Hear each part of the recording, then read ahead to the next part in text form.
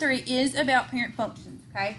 So the parent function is the basic family of functions that you have to know, and there are 6 that we have to know for algebra this year. At any point in time, I should be able to give you an equation or a graph, and you would be able to classify which one is which, okay? So this is our notes, our cheat sheet, just the summary. Now what you'll notice is this is the very basic. All you see is a y and an x. Now, anybody care to take a guess why we use y and x when we're writing equations? I'll give you a hint. Amen, brother. That's what's on the graph. It's going to eventually go with the x and the y axis, so that's why we use x and y. Now, could I write equations with other variables? Yes. But when I'm graphing, I'm going to stick with that x and that y because those do associate with my x and y axis. All right, now, just take a look at these for a second. These have a lot more numbers, okay? These are in the family. These are the original with nothing extra, okay? So if you look at linear, what word do we see in linear? You see line. Well, what's the graph look like? A line, okay? So linear is a line, all right? So now, I'm going to try. You can highlight if you want to highlight. I'm going to see if this will help us. Linear is a line, all right? It's going to make that straight line. Look at this function. It is just going to be y equals x. It might be 3x plus 5. It might be negative 1/2 x minus 7. But all I said both times was x, okay? Now, check out your quadratic. The quadratic function is going to have a 2, as in the exponent. So you would read this x squared, all right? What shape does the quadratic graph make? It makes a U. Here's how I always remember it. Quadratic starts with a Q. When you're writing words that start with a Q, queen, quiet, quit, quadratic, what almost always follows the Q? All right.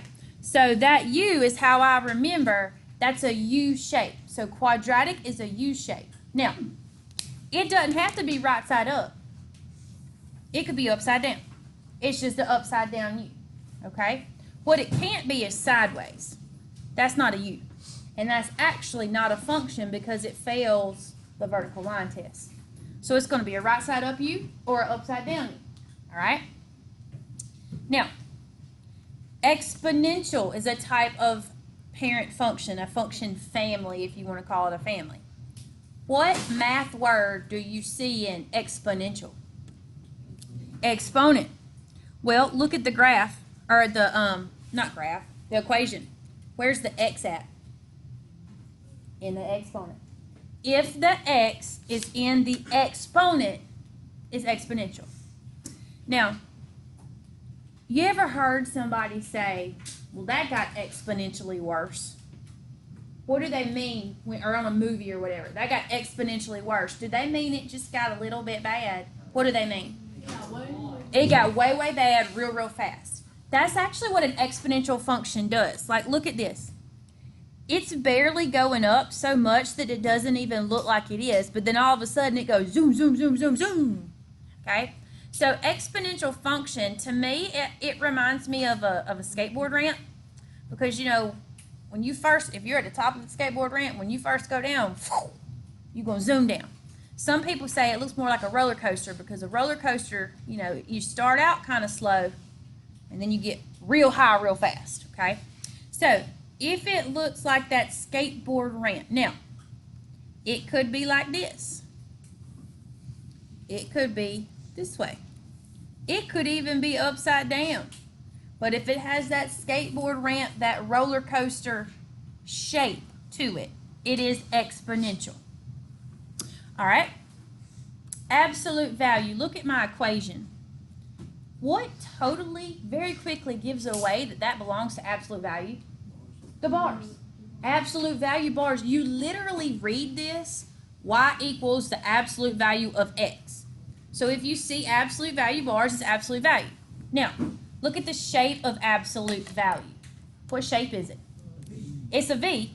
I remember that because value. Absolute value is a V. It can be right side up, it can be an upside down V. But if it is a V shape, then that is absolute value. Now, both of these are roots, but they are different. A root means you're going to use this radical. This is y equals the square root of x. Well, if you're looking at equation and you see that it says the square root of x, well, duh. If you see the square root, it is square root. If you see it's the cube root. Now, if a student was struggling to tell the difference between the two, they look almost identical. What's the only difference? The cube root has to tell you 3. Okay? So if there's a 3 on this radical, 3 root, that's the cube root. Okay? So that'd be a cube root function. Now, the square root function, you know what it kind of looks like to me? You don't have to write this. This is just Miss Slusher. Sometimes when I'm writing my square roots, they look real like that. I get real sloppy. So it kind of looks like it's trying to be a square root itself. It's just that one piece little hill. The cube root, well, that looks weird and that looks weird. It's a squiggle. It's like a bad curvy dirt road or something. Okay? Now, you say, Miss Lusher, how am I supposed to remember those things? Those tips and tricks I just gave you. The only way to get good at it is to do it. Okay? To practice it. So, let's practice some of these. Now, you have this right here. You can look at this the whole time. I'm going to look at number 1. I have found that if you will read it, whether it's out loud to yourself at home or in your head while you're in here in the classroom, it's going to give it away. Number 1 right here says y equals the absolute value of 4x. Automatically, what'd you know? What function does that belong to? Absolute value. How'd you know? Because the bars. I literally said to you absolute value of x. Now, you're thinking, Miss Slusher, that don't look the same. Well, you don't look the same as your parents either, but you probably look enough like them for people to go, oh, yes, that person is definitely your mother. Okay? All right? I know that because my daughters are that way. Somebody will look at them and they'll go, mm-hmm, you're Miss Slusher's daughter, aren't you? Especially my oldest one. She hates that. It's great. Okay? So she don't look identical to me. She don't have my nose. Bless her heart, thank goodness. Okay? She's got my husband's dimple. But she looks enough like me, they know she belongs to me. That's the thing here. It's not identical to the parent function, but it looks enough like it that you know it belongs. So this we would classify as absolute value. So that is my absolute value function. Now, let me zoom in so we can see it real good. Look at number 2. You're really looking for what is happening to the x. So if you'll find the x, where do you notice this x is?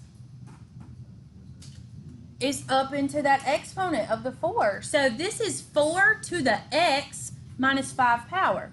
Since x is quite literally in the exponent, this is an exponential function. Now, I'm going to let you look at 4 for a second. When you look at number 4, there's an x. X is all by itself. A lot of students are going to get exponential and this one confused. Why is number 4 absolutely not exponential? It doesn't have the x into the power. It's not in the exponent. This is actually 3x plus 7, which should sound to you like mx plus b you did a lot of last year. This is your linear function. If all you got is x, there is no square, there is no absolute value, there is no square root, no cube root, there is no in the exponent. It is a linear function. Now, let me go back to number 3. Number 3 tricks students, okay? You see a fraction and you immediately think, oh, well, it can't be linear, it's got to be something else. If you were to rewrite this in slope-intercept form, okay, so we're remembering slope-intercept form from past years. This would be 1/2 x minus 3. Is this x in the exponent? No.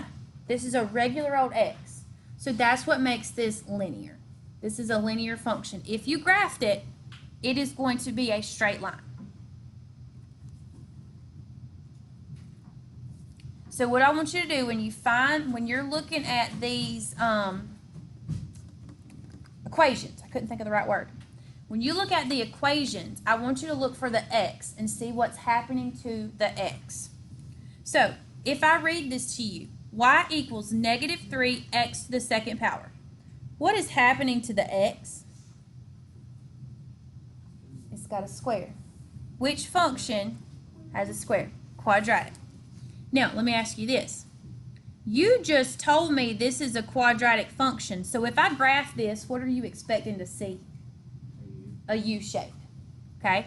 So that's one reason that you need to know what they look like, because when we start graphing quadratics, if you didn't get a U shape, you'd know you did something wrong. You need to be able to visualize what it is they're going to look like. All right, look at 6.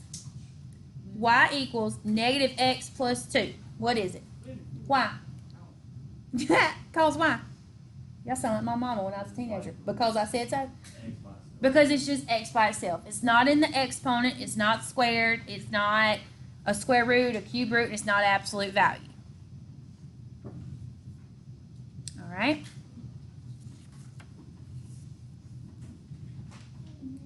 So we're still working on, what are these called? Equations right now. Number 7 is y equals 0.5 to the x minus 2 power plus 7. Where is the x located? In the power. So because the x is in the exponent, how would you classify this? This is what type of family? Exponential. I had to spell it right. All right, number 8. If you will read them either in your head or out loud when you're by yourself working, you would read it y equals the square root of 4x minus 5. So what does it belong to? Square root, because the x is under the square root. So that belongs to the square root function family. Number 9. Remember, you want to find your x and find out what's going on with the x. Y equals negative 5 over 8x minus 4. Why? Because it's just x by itself hanging out. There's no exponent, there's no square, there's no square root. All right? 10. Y equals the cube root of x minus 5. So what family? Cube root.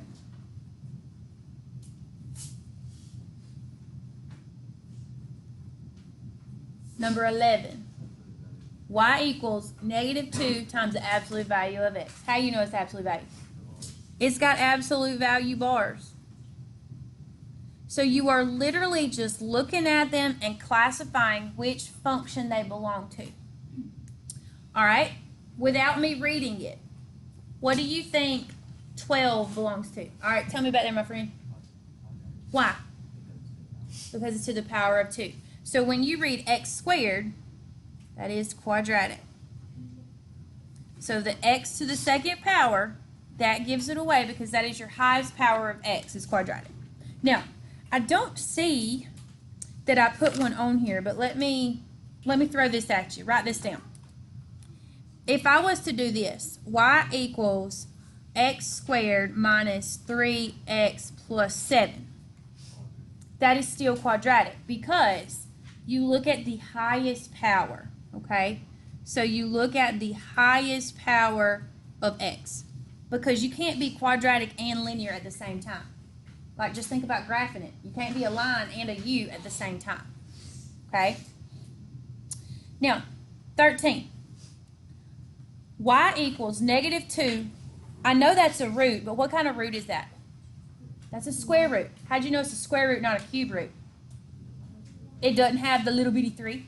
So you would say this is a square root. All right. Well, what about 14? I'm not going to read it because if I read it, it gives it away.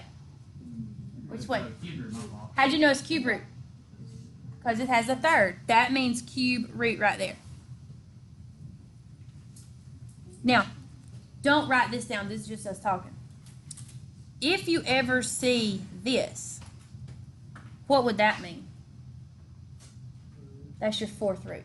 Okay, so whatever number is right there, that tells you what root, that tells you how many of each number it would take to simplify.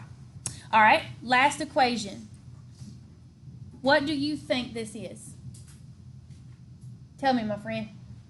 Why do we think it's exponential?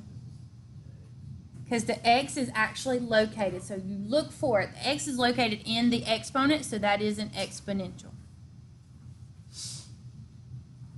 Now, to me, personally, the equations are trickier than the shape. If you know the shape, you got to remember, though, it can be upside down. It can be scooted left, right, up, down. It can be stretched and shrunk. But it's going to still have that basic shape. So when you look at 16, what shape would you say that is? That's a U, which makes it a quadratic function. All right. What shape is number 17? A V, so that makes it that absolute value. Now you could totally be flipping back over to your basics right there on the front. That's what they're for. I'm just not flipping back and forth because that just, I don't know, messes me up. All right. Oh, now look at this one. This is definitely not a U because it's only a piece. That is my square root. Yes, my friend. With the cube root thingy, how do you, like, what's it called? The shape of it? Like, in the equation, what's the thingy it's under in the root? That's called a radical, but when you see it, you just call it the cube root. Cube root? You just say, when I see it, I just say the cube root of x. Very good question. All right, looking at 19 here. What shape is 19? A line. So if it's a straight line, what's it belong to? Linear. All right, look at number 20. It's that weird snaky looking dirt road, curvy dirt road. What is that? That is the cube root. All right, 21. What does that look the most like? A roller coaster, so that would be your exponential function family.